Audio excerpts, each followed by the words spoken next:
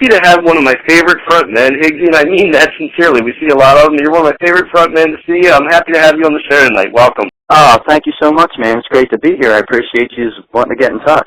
So, the very first thing, I want to jump right into talking about the music. You guys have a couple of new tunes you're working on or have worked out. Isn't that correct? Yes, it is. Yeah, we're starting a new EP as we speak right now. We're just laying the foundation, like the drum tracks and everything. A bunch of new tunes, even ones that we didn't even record yet. We've been working on a lot of stuff lately. Now, we've been privileged to hear Let Me Clear My Throat a couple times live. Is that something you guys are working on a studio version of? Yes, we're definitely going to lay that down. That's one of those ones that we get a good feeling from that one, and you know, it kind of hits home, and we're definitely enjoying playing that one. Yes, that one's getting recorded. Now, the band has a reasonably new guitar player. Can you let me know, how did you guys find Ian, and how long have you been in the band, and how's that working out for y'all? We lucked out when we found Ian. Him and Speedo got together, and they found each other, and Joe told me about Ian. Ian's a great soul, man. He's a great musician, really cool guy. He's been in the band a couple of months, and it's been great. I mean, it's been very smooth with that guy. He's a stellar musician, and he's a great human being as well. And it's just been great with him. I can't say enough. Now, there's been a couple previews hinted about on your guys' Facebook page about a tune called Autumn Leaves. Can you tell us a little bit about that tune? That song is pretty much, you know, with everything that went down, you know, in the past. We all know what happened and all that.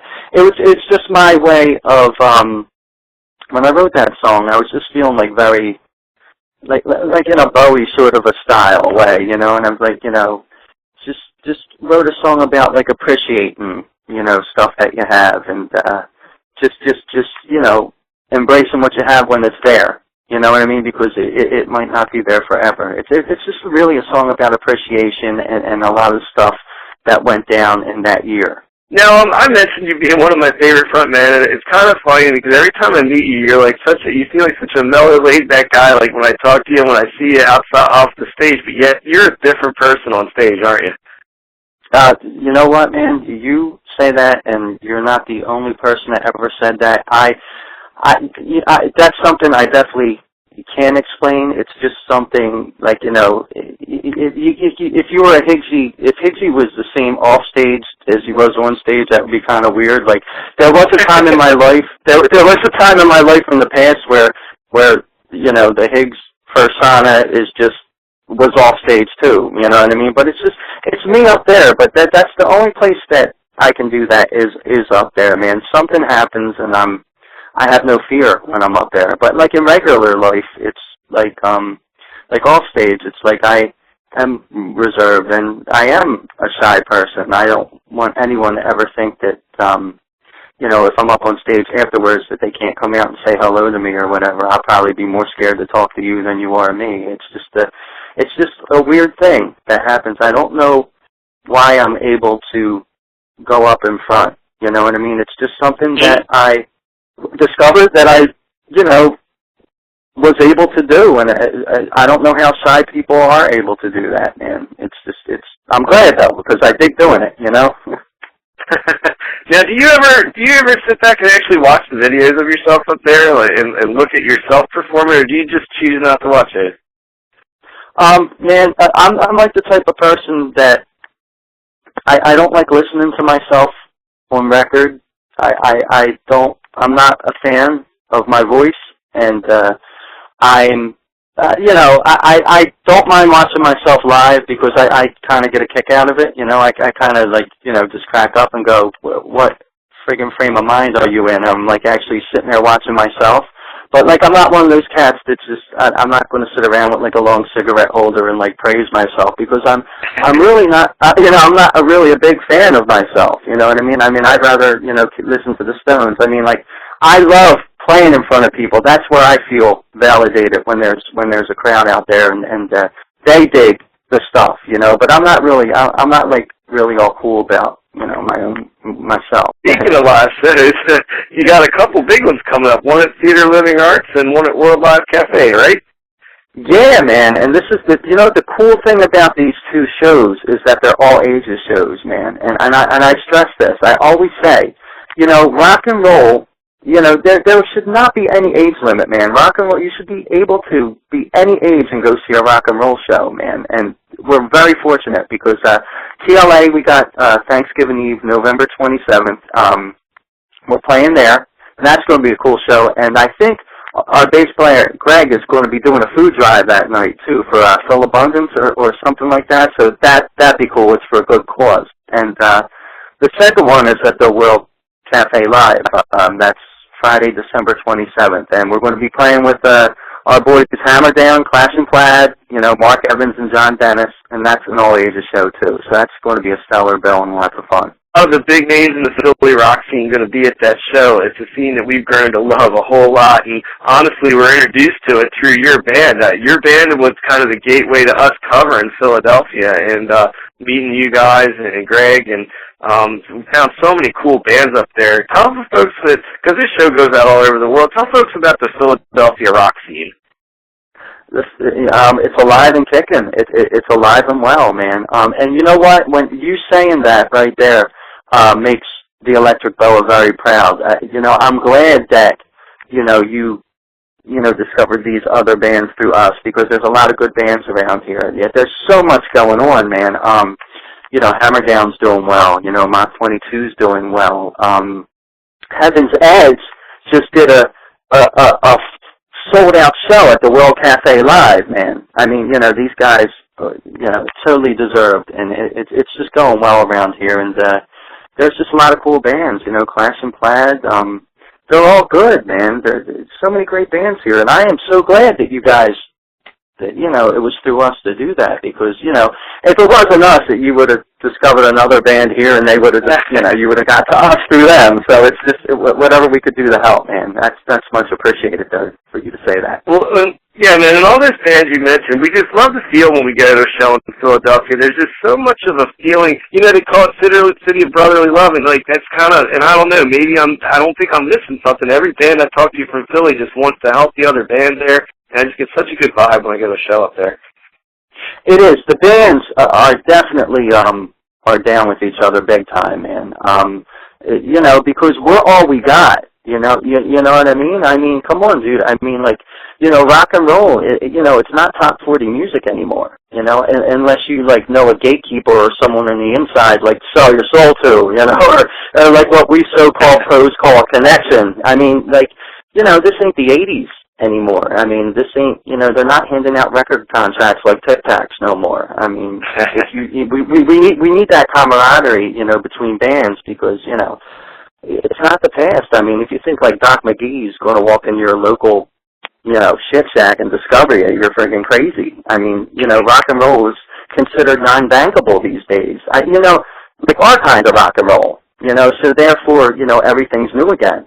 So you got all these bands that, we hang out amongst ourselves, and, there's no right way to do this. It's we're pioneers all over again. It's I say it all the time, we're blazing the trail with a machete. We're going into the wilderness with a slingshot. I mean, all us guys, it's we don't expect a career, from doing this. I mean, if anything, we consider it another job that's going to cost you money to do. And, if you still love it and knowing that, then you're meant to do it. And that means you love to do it. You got to be ready to ride the six-string roller coaster, man, and all these bands in the town know this, there's going to be great gigs and there's going to be shitty gigs. I mean, dude, you could wear the leather pants every night, but if the venue's dead, then you're just going to look like a delusional pompous asshole in those pants, you know what I mean? But on the other side of the coin, if the gig's packed, well, then you look like the next big thing and the coolest cat in the room in those very same leather pants. You know what I mean? Your show is super high energy. It doesn't matter if there's 10 people there, 1,000 people there. So you guys always bring it. Thanks, man. You know, and so do the other bands around here, man. And I appreciate that. We take the good with the bad. We're realists, man. Rock and roll's a beautiful thing. We stand tall, we throw it out there, and straight up, dude. Pop music, it sucks, bro. And that's why there's a camaraderie between the bands around here. I mean, there are people in this industry, bro, that are selling their asses and their souls for bucks. You know, it's not even about a connection with the people. It's not about good tunes anymore. It's a money-making assembly line, dude. And, you know, with cookie-cutter artists, man, you know, they spin them out like Oreos, you know, and we don't want no parts of that, you know, and we're going to stay rock and roll, you know. It don't, you know, and it don't matter to us guys that much no more because, dude, I'm getting older, you know. My time's pretty much almost up in this shindig, you know, and I'm just saying this stuff, you know, I'm kicking signs to the younger cats that are just getting into the game. Hey, I've seen that picture of you so many times that you guys have kind of like a promo picture of you with a boombox. What prompted a boombox? Like in this age, it's kind of funny hearing you talking about the modern age. Is that an old picture, or is that just kind of a prop you pulled out? That is me. That is totally me. And what happened was, this is an old story. What happened was, our T-shirt was supposed to be was Ben Franklin holding a boombox, like, you know, the Electric Fella, like, you know, the whole Philly scene.